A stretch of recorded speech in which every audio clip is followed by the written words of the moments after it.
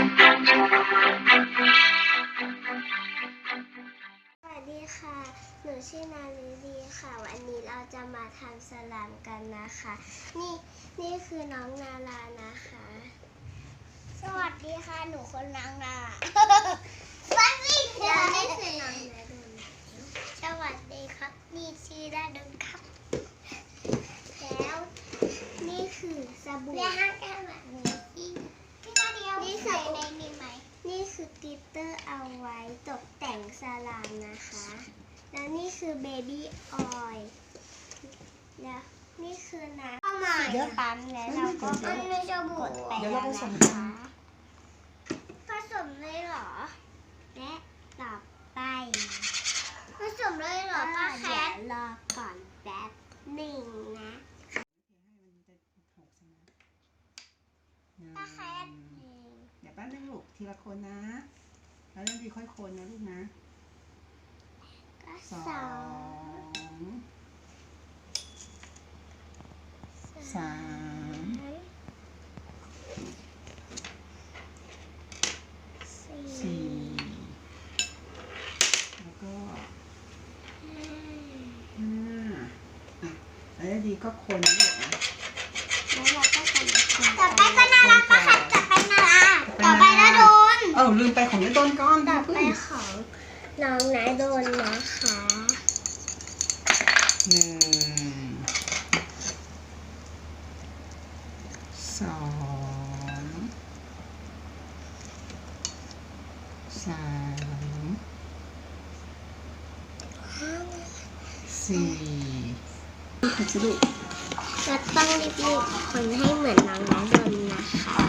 อันใหญ่อยากทำว้าว ใจเย็นๆลูกใจเย็น แม่ไหนสีเขียว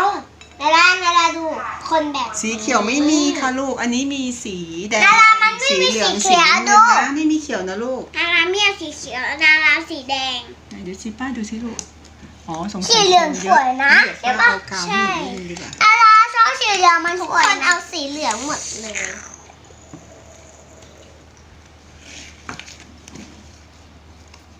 คนเลยเหรอ คนเลยค่ะลูกคนอยู่ในลูกนะใช่ไหมคราวนี้ใส่เบบี้ออยล์นะลูก1 ถึง 2 หยดนะ ออยเหรอ ใช่ โอเค ของพี่นะดีเป็นไงลูกทั่วยังลูก ให้สีทั่วกันแล้วนะ ไปเรื่อยๆนะ ค่ะแม่ เจ๊ดู โอเคเบบี้ออยล์เลยไหม แบบนี้ เอาละโอเคเดี๋ยว ผู้ เป็นไงคะลูก มีเสื้อ ช่วยไหมคะ ให้ป้าช่วยไหม ให้ เป็นไหม ผู้ ว้าว เข้ากันหรือยังหรอ เข้ากันแล้วค่ะ เจ๊ดูมันนะโอ้ my god คนไปเรื่อยๆลูกคนให้มันติดกันเลย แม่ทำไมมัน ก็ให้มันลื่นนะคะ มันเป็นออยล์เป็นน้ำมันเบบี้ออยล์ช่วยให้มันลื่นไม่ติดมือนะ ว้าวเป็นไงขอจำแต่อยเป็นไง โอ้ เจ๊ชอบไหมเจ๊ลื่นสิเจ๊ลื่นหน่อย โอเค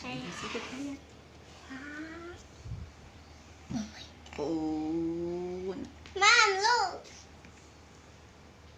ว้าว เอ๊ะ ขอจับหน่อย แม่มันปวดข้างบนแม่ โอเค แม่มันปวดข้างบนแม่ช่วยหน่อยแล้วตัวไม่ชอบ ใช้ ไม่ ช้อ ใช่ นเขี่ย อันนี้มันแตะติดได้ลูกเห็นไหมนี่ จนยืดสลามไปแปะสิ นี่ ยื ไง ดแล้วก็เอาไปแปะ ใช่